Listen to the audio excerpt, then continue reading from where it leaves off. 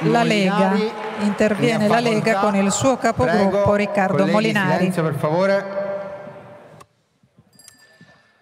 Grazie Presidente.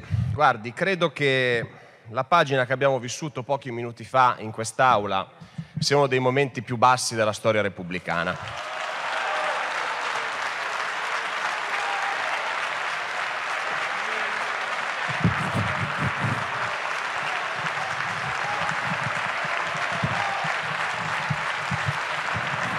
Vede Presidente, se ci si può abituare o rassegnare all'incompetenza, all'incapacità, alla mancanza di cultura istituzionale e politica, per quanto mi riguarda e per quanto ci riguarda, alla mancanza di umanità, all'indifferenza per migliaia di morti, per la sofferenza di migliaia di famiglie, per il dramma che ha vissuto una parte importante del Paese, l'indifferenza verso quello, signor Presidente, è qualcosa a cui non ci vogliamo abituare e non ci possiamo abituare.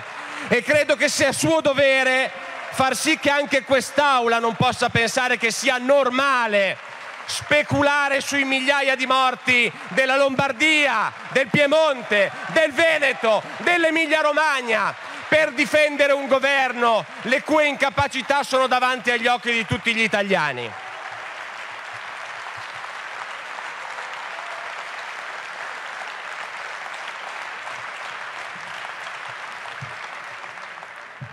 Un'incapacità che è stata mostrata, oltre che nella fase attuale, anche nella fase dell'emergenza, perché se vogliamo andare a fondo su quello che è successo, bene, noi qualche settimana fa, in un'altra informativa del Presidente Conte, avevamo chiesto informazioni sul perché, nonostante il governo avesse un documento riservato che pronosticava la pandemia già a gennaio, infatti a fine gennaio è stato dichiarato lo stato di emergenza, noi avevamo chiesto come mai questo documento è stato reso pubblico soltanto a febbraio, quando ci sono state le prime misure di chiusura. E questa domanda, anche dopo l'intervento dell'autorevole collega del Movimento 5 Stelle, diventa ancora più pregnante, soprattutto per il fatto che in queste settimane le regioni più colpite, la Lombardia, il Piemonte, il Veneto, l'Emilia Romagna, hanno avviato una via, hanno avviato una serie... Facciamo proseguire. Hanno avviato una serie di screening a tappeto con i test serologici per verificare quando il virus era entrato in quei territori. E quello che sta emergendo, e ci è stato comunicato dalle regioni interessate, è che dai primi studi viene fuori che i primi positivi c'erano già a gennaio. Allora, se è così, quel ritardo del governo che da gennaio a febbraio non ha fornito alle regioni, agli ospedali, ai medici di base, ai DPI, che non ha creato dei protocolli di sicurezza, che non ha avvisato su quello che stava succedendo, forse qualche responsabilità l'ha comportata, ma io questo non lo so. E visto che il partito della trasparenza è il primo partito rappresentato in quest'Aula, il partito degli onesti, il partito dei trasparenti, il partito dell'anticorruzione, noi abbiamo depositato proprio lunedì una PDL per istituire una commissione d'inchiesta per capire se quei ritardi del governo hanno avuto conseguenze su Piemonte, Lombardia e Emilia Romagna. E immagino che il partito della trasparenza non potrà che appoggiare l'apertura di un'inchiesta parlamentare per capire esattamente che cosa è successo. E questa incompetenza, signor Presidente, l'abbiamo vista nella fase della gestione dell'emergenza, dove con i DPCM limitavamo le libertà costituzionali, tanto che è dovuta intervenire anche la Presidente della Corte Cartabia. La stiamo vedendo adesso nella fase della ripartenza, dove ancora domenica mancava il DPCM per capire come avrebbero potuto aprire ristoratori, parrucchieri, artigiani il giorno dopo. E lo abbiamo visto anche nelle liti che ci sono state in queste settimane, perché vede, nel momento in cui si progetta la ripartenza economica del Paese, noi pensavamo che la maggioranza avrebbe passato settimane a Palazzo Chigi a litigare su quanti soldi dare alle imprese, su quali tasse cancellare, su come sostenere le famiglie, su come sostenere le scuole, gli asili, le università. No, noi abbiamo passato una settimana a litigare su come salvare il soldato Bonafede. Mentre le imprese, i cittadini e le famiglie aspettavano di sapere cosa ne sarebbe stato, a Palazzo Chigi si continuava a discutere e fare accordi su come salvare Bonafede. E anche i partiti che hanno posto delle questioni legittime, come Italia Viva, le questioni del garantismo, il fatto che ci siano state le rivolte carcerarie, che non siano state gestite, la scarcerazione dei boss mafiosi, hanno dimostrato in questa trattativa che forse un sottosegretario, un ministro in più, una presidente di commissione valgono più che la difesa del garantismo, la difesa dei nostri uomini in divisa, la voglia di incidere sull'azione di un governo incapace. E quindi purtroppo diciamo che questa incapacità non appartiene solo a una forza di governo, appartiene purtroppo un po' a tutte. E dal punto di vista economico diciamo che aver perso tempo a discutere di questo ha prodotto dei provvedimenti che denotano la mancanza di studio e la mancanza di analisi, perché in questa nuova fase si è lanciato questo decreto rilancio, annunciato la settimana scorsa e pubblicato questa settimana. Un decreto rilancio da 55 miliardi che, ricordo, viene approvato perché il centrodestra ha votato quello scostamento di bilancio, se no al Senato questa maggioranza sfilacciata non avrebbe avuto neanche i voti per fare lo scostamento di bilancio e reperire le risorse per le nostre imprese, per le nostre famiglie.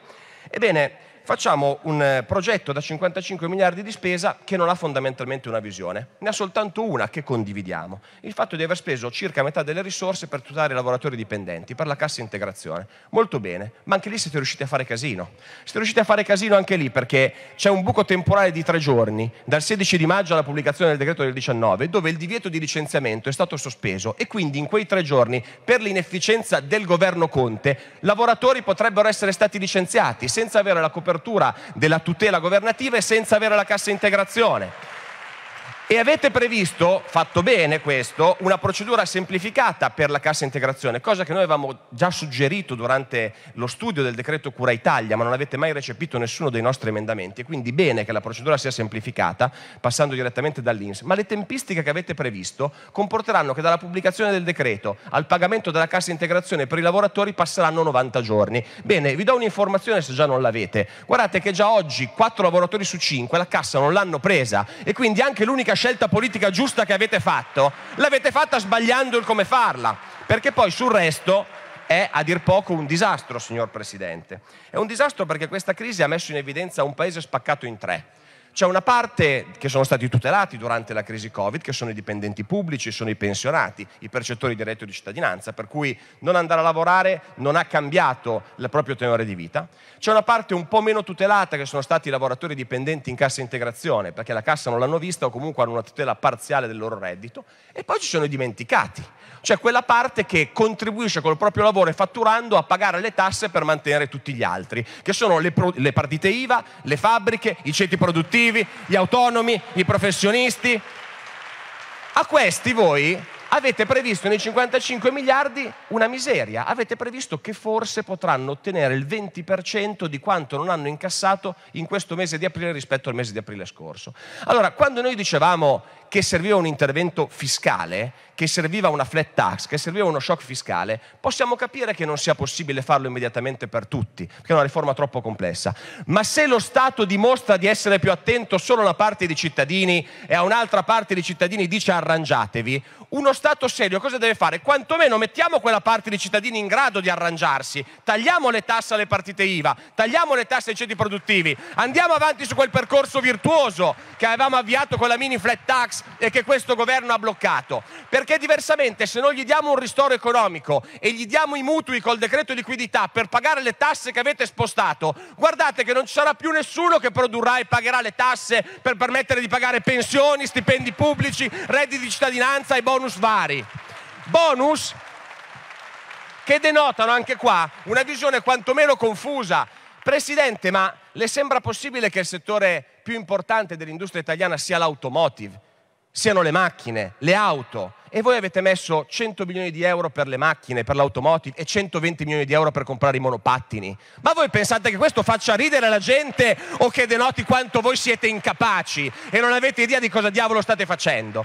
Un po' come la polemica sulla Fiat, è qualcosa di ridicolo. Vedete, avete esaltato l'Europa e le sue regole, ci avete accusato di essere sovranisti e populisti per anni e oggi vi accorgete che per le regole europee, per il dumping fiscale e salariale, abbiamo molte multinazionali, anche italiane, che hanno spostato la loro sede legale in altri paesi dell'Europa. Buongiorno compagni, benvenuti nel mondo reale, ve ne siete accorti? Peccato che quello è successo quando i governi erano governi di centrosinistra, non è che è successo in altri momenti, è lì che il Parlamento e il governo doveva far pesare il proprio peso politico per tenere in Italia la Fiat come tante altre imprese. E oggi pensare di non dare un prestito garantito da una legge dello Stato tramite la SACE a un'industria che occupa 60.000 persone in Italia e occupa il 40% delle commesse del settore automotive in Italia è pura follia. Che messaggio date agli imprenditori? Che messaggio date agli investitori? Lo stesso che avete dato qualche mese fa sull'Ilva. E vi do un'informazione: mentre noi siamo qua a discutere in Parlamento, i lavoratori dell'Ilva stanno picchettando la fabbrica di Novi, la fabbrica di Genova, la fabbrica di Taranto, perché per la vostra incapacità e la vostra visione ideologica, avendo tolto lo scudo penale, oggi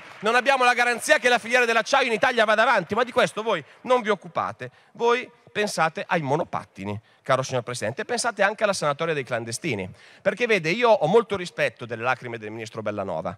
Io penso che il ministro Bellanova abbia pianto perché da lavoratrice, da sindacalista, creda veramente che sia necessario contrastare il caporalato e sia necessario contrastare chi sfrutta il lavoro in nero e chi crea nuove povertà e crea nuovi invisibili. Quindi io credo che quelle lacrime siano sincere.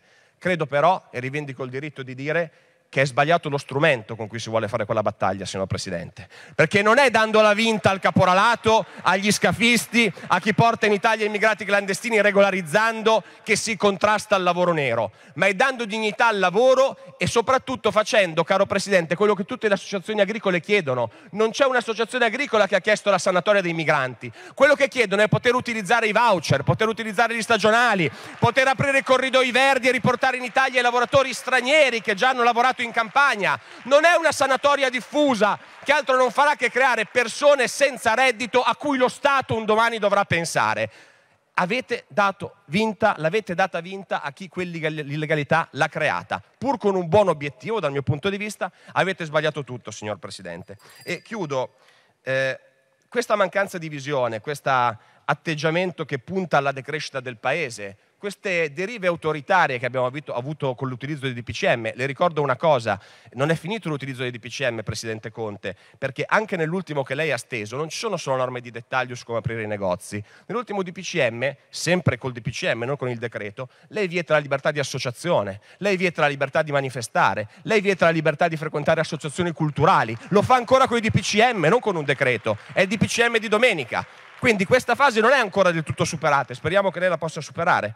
Ma vede, questa visione è una svista o è un progetto politico? State sbagliando o state perseguendo una linea deliberata? Io questo non lo so, però vede, ricordo che quando il Movimento 5 Stelle muoveva i suoi primi passi, era uscito un video della Casaleggio Associati che si chiamava Gaia e che in qualche modo presupponeva che un domani nel mondo non ci sarebbero più state le religioni, non ci sarebbe più stato bisogno di lavorare, non ci sarebbe più stata l'interazione sociale, non ci sarebbero più stati i parlamenti, le istituzioni, ma la rete avrebbe avuto una funzione salvifica creando una società atomizzata dove ognuno se ne stava chiuso in casa e dialogava col mondo soltanto attraverso il suo computer. Beh, io non so se quella fosse la visione del partito, fosse una previsione, fosse un auspicio. Io dico che però quello, che non è un sogno ma è un incubo, è qualcosa di molto simile a quello che abbiamo vissuto in questi mesi, signor Presidente, e che la conclusione che faceva quel video, e chiudo davvero, era che attraverso quel nuovo modello di società avremmo avuto una società più giusta, più libera, dove tutti avrebbero avuto pari capacità e pari dignità e dove chiunque nel mondo sarebbe potuto diventare il presidente. Vi do una notizia, cari colleghi del Movimento 5 Stelle. Esiste già un sistema di regole e valori dove chi lavora ce la può fare, dove chi vuole impegnarsi nella vita pubblica può arrivare a ricoprire posizioni istituzionali importanti e dove le libertà e la democrazia sono garantite. E non è grazie a internet, grazie alla rete o grazie a ipotetici superamenti dei partiti, delle religioni e delle associazioni, ma è grazie a quei valori che sono fissati nella nostra Carta Costituzionale, sono stati sanciti dalla Rivoluzione francese, che fanno dell'Occidente, dell'Italia, del nostro Paese il faro di civiltà nel mondo. E se qualcuno pensa che la deriva oscurantista, magari di ispirazione cinese, possa essere il nuovo modello, beh, sappiate che noi saremo sempre qui a contrastarvi. Grazie, Presidente. Dalla Lega un'accusa ai 5 Stelle di speculare sui migliaia di morti per difendere un governo indifendibile. Sul decreto rilancio non ha una visione, dice Molinari, e spende metà delle risorse per i lavoratori dipendenti. Noi proponiamo, dice la Lega, uno shock fiscale con taglio delle tasse a partite IVA e ceti produttivi. Gelmini, ne ha facoltà. Terzo Prego. intervento, onorevole Gelmini.